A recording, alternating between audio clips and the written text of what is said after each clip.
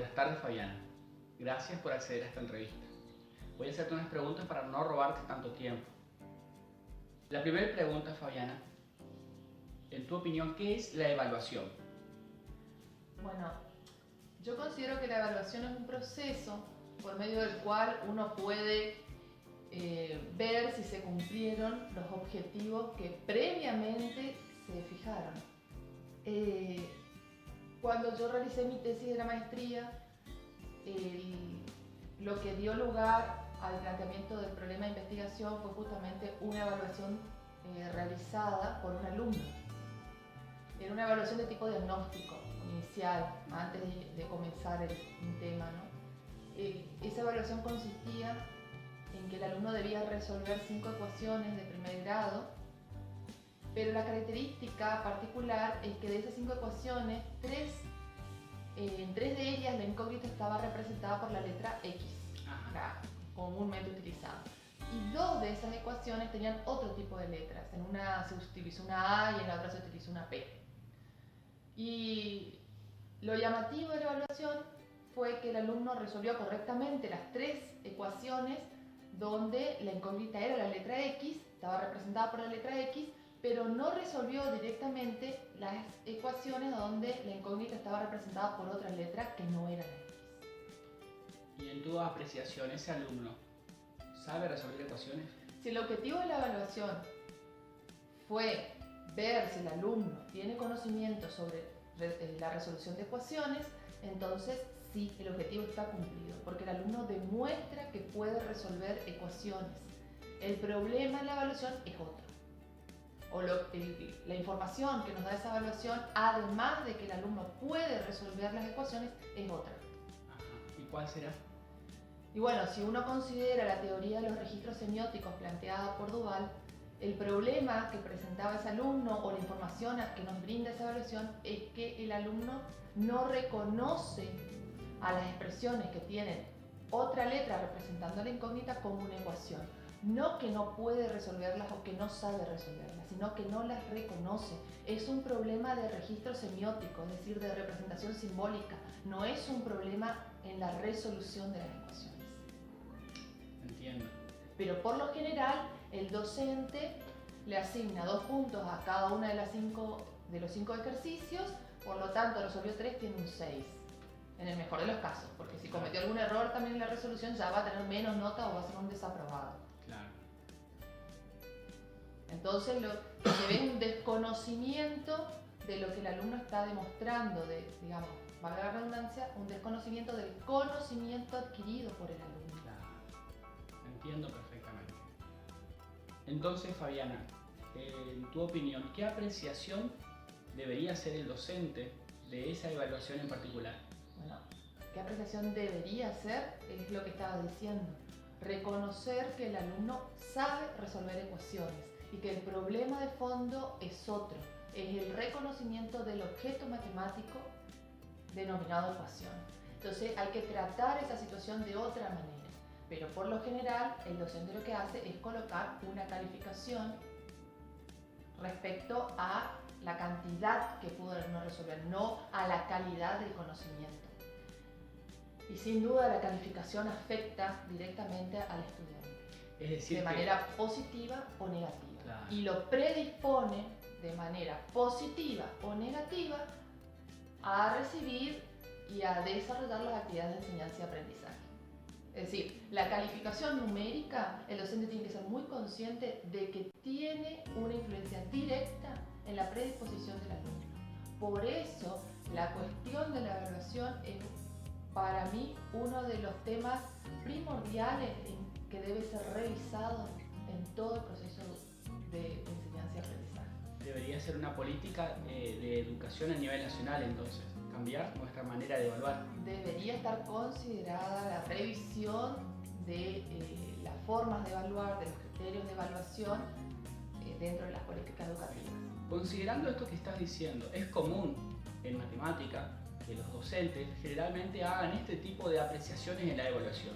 Sabe o no sabe en función del resultado, lo cual es bastante subjetivo, ya que el alumno pudo haber demostrado mucho conocimiento, pero al no haber llegado al resultado final, queda como que en realidad no sabe.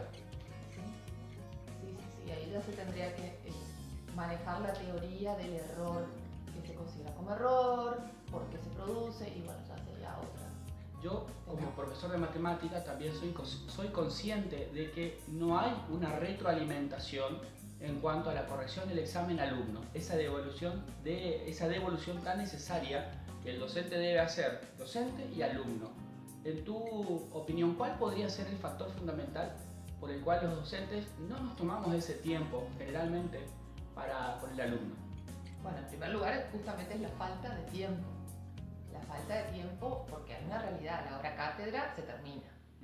Pero sin duda la retroalimentación es más importante que lo que uno simplemente ve en el papel. En este caso particular que te venía contando de la evaluación de este alumno sobre las ecuaciones, fue en la instancia de retroalimentación donde se puede ver el por qué el alumno no resuelve directamente estas dos ecuaciones que tenían una letra diferente. Y ahí es donde se puede sacar toda la información que puede dar ese proceso de evaluación, porque la evaluación no es solamente lo que está en el papel, es un instrumento, pero tiene que ser un proceso.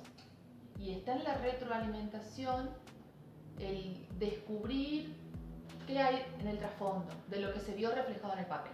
Claro, lamentablemente, en el caso de matemáticas, siendo una asignatura que tiene mucho contenido enciclopédico prácticamente, es decir, que se prioriza hoy la cantidad y no la calidad, ese es el motivo por el cual no alcanza el tiempo para sentarse durante el transcurso de la clase a trabajar de manera individual con los alumnos para esta retroalimentación. Yo creo que particularmente el alumno también puede aprender y muchísimo de la devolución del examen. No es que pueda aprender, el alumno va a aprender en la devolución del examen según cómo lo realice el docente y qué importancia el docente le dé a esa retroalimentación. Perfecto. Bueno, ¿algo más que quieras agregar en tu opinión? Bueno, entonces, Fabiana, para ir terminando, ¿qué debería tener en cuenta un docente a la hora de armar un examen? Bueno, como te decía, el examen o la hoja donde está plasmada las consignas que deben resolverse y que después van a llevar una calificación es un instrumento, es un momento del proceso de evaluación. Y en matemática, para responder a los objetivos que se plantean en los diseños curriculares, en primer lugar se tiene que dar lugar a ejercicios y situaciones que demuestren razonamiento por parte del alumno y no solamente resolución mecánica. Entiendo. Procedimientos mecánicos, sino que haya un proceso de elaboración en la respuesta a esas situaciones que se le presentan a los alumnos. Sí, entiendo perfectamente lo que estás diciendo, pero hay un problema en ese planteo que estás armando. Otra vez caemos en que este tipo de examen llevan tiempo. Llevan tiempo de armado y llevan tiempo de corrección y por supuesto tiempo de retroalimentación, porque al abrir las actividades plasmadas en la evaluación a que el alumno pueda razonar y pueda expresar su respuesta de maneras diversas y no solamente mecánica, muchas veces después el docente tiene que sentarse a conversar con ese alumno para recibir la explicación de qué quiso hacer el alumno cuando la respuesta no es la esperada. Por lo general, el alumno en realidad casi que sabe ya de antemano qué espera el profesor que él responda. Entonces, muchas veces, a pesar de que la consigna no está correctamente elaborada, el alumno ya sabe de antemano, por los distintos ejercicios que se puedan desarrollando en las clases, qué espera el profesor. Pero el tema de elaboración de consignas ya sería otra cuestión. Sí. ¿Algo más que quieras agregar? ¿Algún aporte que quieras hacer? Me parece muy importante el considerar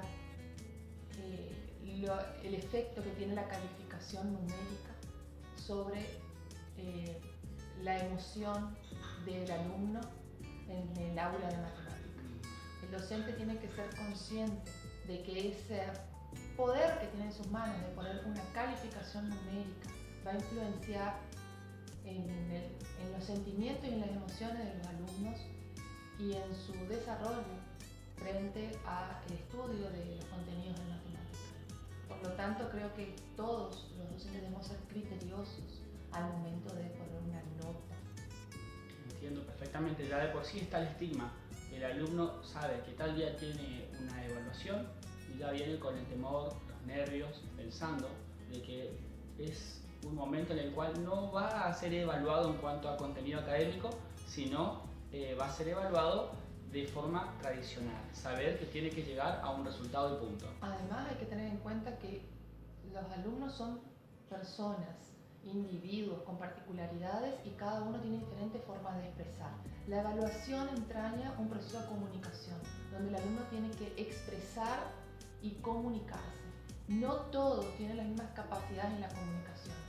Tal vez un alumno pueda expresarse mejor de manera oral y no de manera escrita. Y eso, bajo ningún tipo de circunstancia, quiere decir que el alumno no adquirió conocimientos. Perfectamente claro. Muy bien. Bueno, muchísimas gracias por tu tiempo, Fabián. Gracias.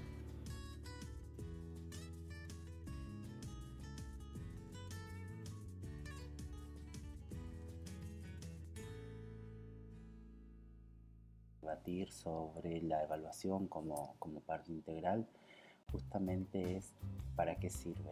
Los docentes actualmente nos debatimos sobre la importancia de la evaluación, sobre la ubicuidad de la evaluación, sobre qué evaluar, para qué evaluar, cómo evaluar, sobre qué significa evaluar. Está siendo muy criticado el concepto y la práctica evaluativa que se está teniendo. Evaluar para medir los objetivos es una concepción que en realidad consideramos superada. Adherimos dentro del paradigma y dentro de los modelos pedagógicos, constructivistas y postconstructivistas, adherimos a la evaluación como parte integral del proceso para, no quiero decir controlar, pero para tener una visión general de cómo viene desarrollándose el proceso, porque lo que el docente planifica, lo que el docente pone en juego es justamente la integralidad del mismo proceso. Entonces, utilizar una herramienta como la es la evaluación únicamente para medir el nivel de alcance de los objetivos o el nivel de satisfacción de los mismos es despojar la herramienta de evaluación de toda su potencialidad.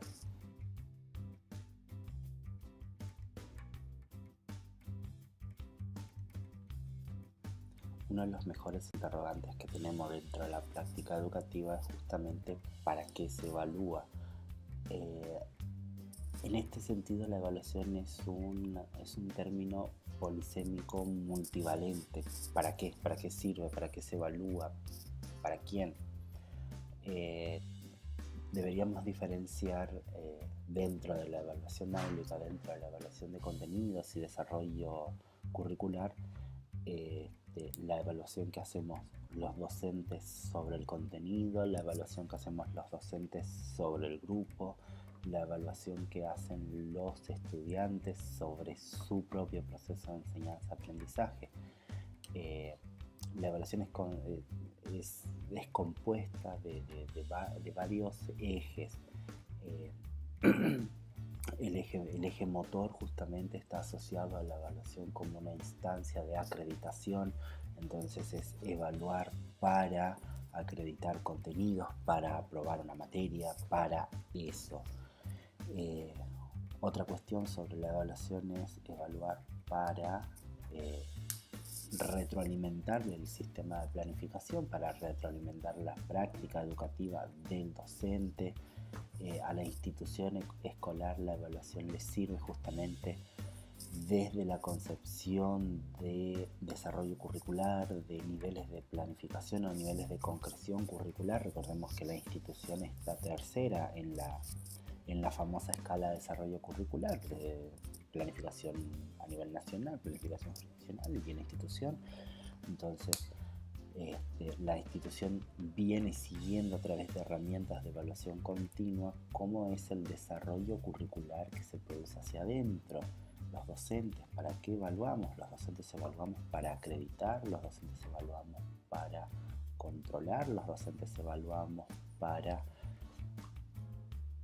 poner en juego el grado de desarrollo curricular que vamos teniendo, para poner en juego el grado de despliegue de estrategias y de metodología áulica que también estamos teniendo. Entonces, responder a la pregunta ¿para qué se evalúa? Justamente hace a toda la teoría que se viene desarrollando sobre evaluación, porque no es un término monovalente, sino que es un término cargado de una polivalencia muy grande, cargada de connotaciones políticas, de connotaciones sociales, de connotaciones escolares. La evaluación puede ser tomada como instrumento de control, la evaluación puede ser tomada como el poder de policía, la evaluación puede ser tomada como instrumento de reflexión. Entonces, ¿para qué evaluar? Es una pregunta potente.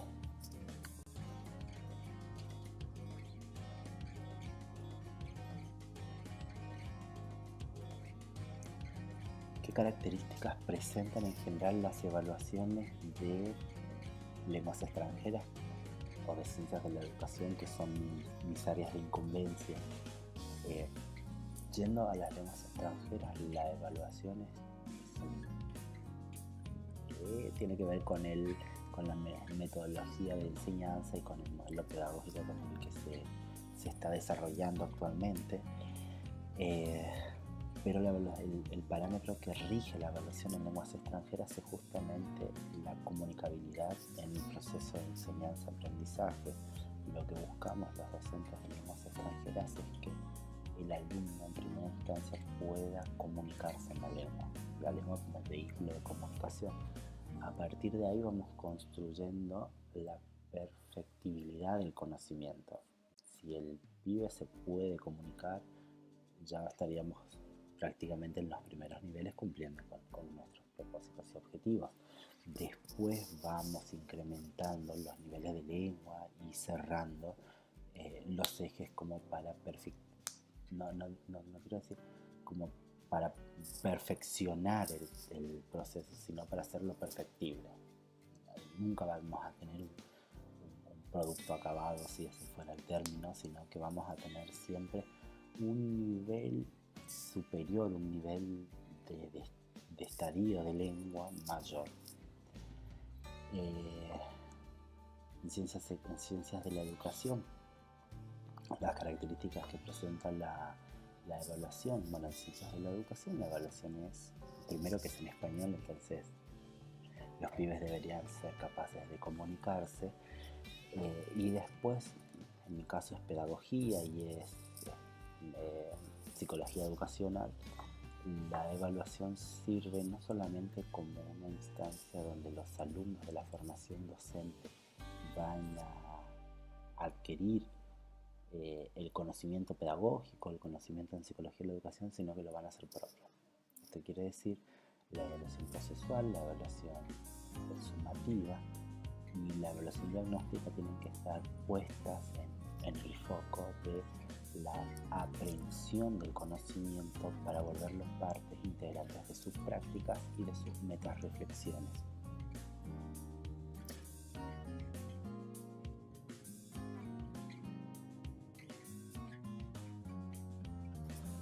La evaluación aplicada a grupos o la evaluación grupal, este es un lindo tema. La evaluación es un instrumento es el instrumento de medición, de corrección, de control de lo que el docente o la institución o quien vaya a desarrollar el instrumento pone el énfasis. Ahora bien, aplicada a grupos, tendríamos que empezar a discutir sobre cómo consideramos el proceso de aprendizaje, si lo consideramos como un proceso individual o si lo consideramos además de individual como un proceso grupal. ¿Para qué aplicarla a grupos? ¿Cuál sería la finalidad formativa, la finalidad evaluativa de una aplicación del instrumento masivo? Creo que son interrogantes que hay que plantearlos antes de plantearnos cómo vemos la evaluación aplicada a grupos. Obviamente las evaluaciones siempre son aplicadas en grupo, que es diferente, porque son aplicadas a cursos donde interactúan más de varios sujetos a la vez.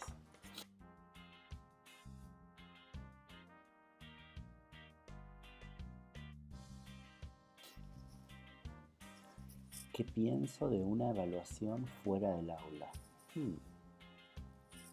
Una evaluación extraáulica. En realidad, el concepto aula, el contexto áulico está dado por una cuestión de límites subjetivos y límites simbólicos que impone la escuela, no porque sean parte integrante del proceso de enseñanza-aprendizaje. La construcción de la escuela como conjunto de aulas y de la escuela como garante del proceso de enseñanza-aprendizaje, donde dentro de sus límites se va a dar el mismo y garantiza que así sea, tiene que ver con un modelo pedagógico que ya venimos superando. Entonces, una evaluación fuera del aula en realidad debería estar contemplada, debería estar pensada. Las evaluaciones extraáulicas, las evaluaciones domiciliarias, las evaluaciones por proyectos, las evaluaciones por objetivos, las evaluaciones que trascienden las paredes del aula como límite simbólico, vuelvo a repetir, de lo que significa escuela, deberían ser instrumentos que se tendrían que estar aplicando cada vez con mayor frecuencia, porque la escuela, porque el aprendizaje, porque la enseñanza trasciende el simbolismo de la institución educativa. La institución educativa está siendo permeada por los conflictos y las crisis sociales, además del propio devenir del conocimiento científico que se está dando fuera de la escuela, que necesita entrar a la escuela.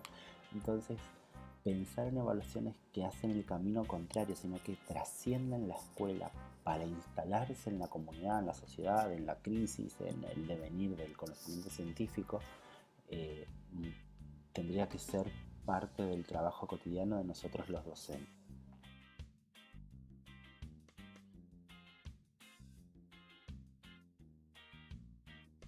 En lenguas extranjeras nosotros hablamos de un método tradicional superado ya a estas instancias de la evolución del mundo. Entonces recurrir a evaluaciones de este método ya no debería ser práctica habitual de ningún docente, o por lo menos de los menos. Ahora bien, los instrumentos que se elaboran para evaluar podrían llamarse de tradicionales. Sí, los profesores de lenguas extranjeras solemos recurrir a instrumentos programados, a instrumentos totalmente caracterizados y taxonomizados. Entonces siempre vamos a tener la parte donde el pibe va a ser sometido a un audio de generalmente un nativo para evaluar su capacidad auditiva. El pibe va a ser puesto en situaciones que se las plantea como situaciones reales de uso de la lengua, pero que en realidad son articuladas y armadas por los libros métodos. Entonces la realidad o no varía un poco. Ejercicios de completitud, ejercicios donde dejamos el verbo en blanco para que el alumno sea capaz de determinar el tiempo, determinar el modo, determinar la persona y complete con el verbo correcto. Son cuestiones del instrumento de evaluación que siempre son, que están presentes. Entonces, desde este punto de vista se puede hablar de la evaluación tradicional. Ahora, otros tipos de evaluación que no sean estos instrumentos son justamente los que nos competen a nosotros como docentes noveles, como docentes nuevos, como docentes formados, construirlos. La evaluación el instrumento de evaluación debería ser una construcción continua dentro de lo que se entiende por el contrato pedagógico en contraprestación de los contenidos mínimos que deben ser acreditados. Entonces, todos estos parámetros tenidos en cuenta deberían configurar a la herramienta, no la herramienta encasillada en la acreditación per se.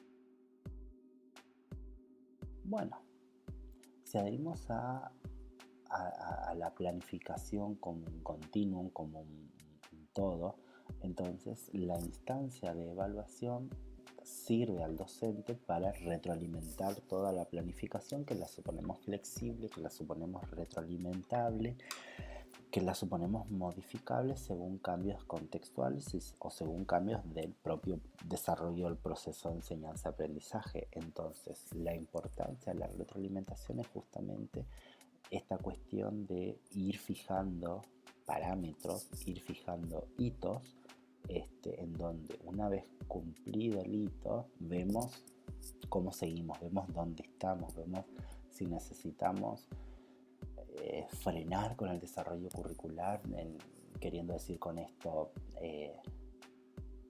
darle más tiempo al desarrollo de un tema, cambiar las estrategias, rever la metodología para el desarrollo del tema, seleccionar. El docente es un seleccionador curricular, como nos dice Alicia de Alba, somos recortadores del contenido cultural.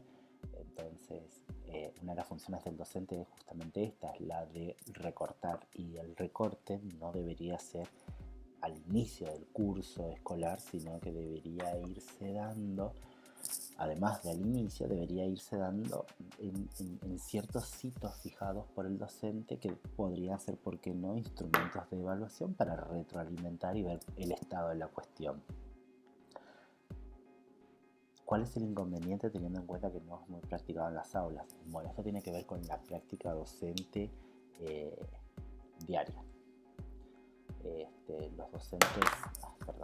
Los docentes argentinos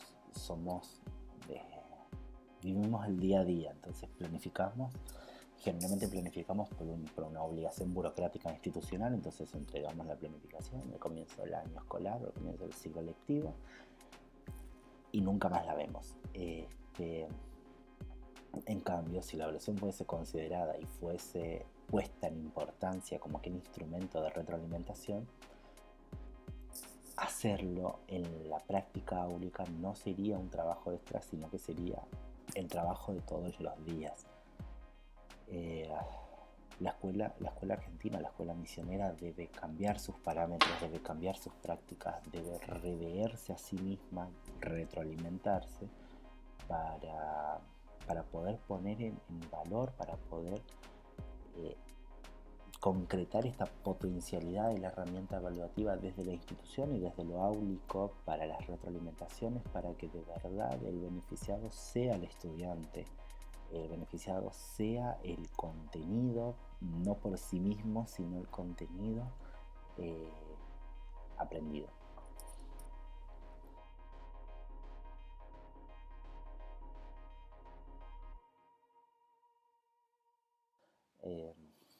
La concreción de objetivos,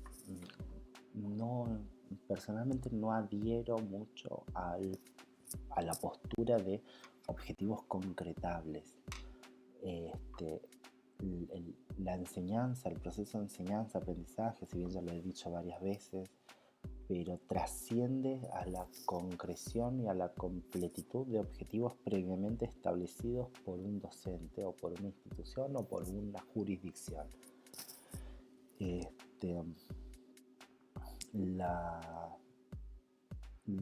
Los objetivos previamente establecidos tienden a ser actualmente propósitos de enseñanza, el para qué yo quiero enseñar, para qué yo docente selecciono X contenido para ser enseñado a X grupo. Entonces, su concreción tiene que ver con su desarrollo. Desarrollar contenidos trasciende al ponerlos en el aula. Desarrollar contenidos que adhiero a la postura de que tiene que ver con ponerlos en el aula, ponerlos en juego, ponerlos en tensión entre lo ya dado y lo que viene, hacerlos mover dentro de estructuras cognitivas,